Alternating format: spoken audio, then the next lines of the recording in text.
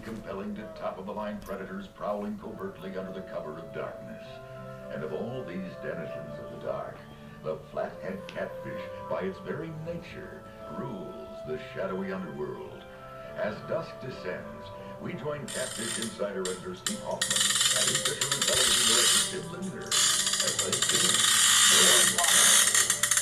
Well, it's a pretty good fish, is that? It's an edible one.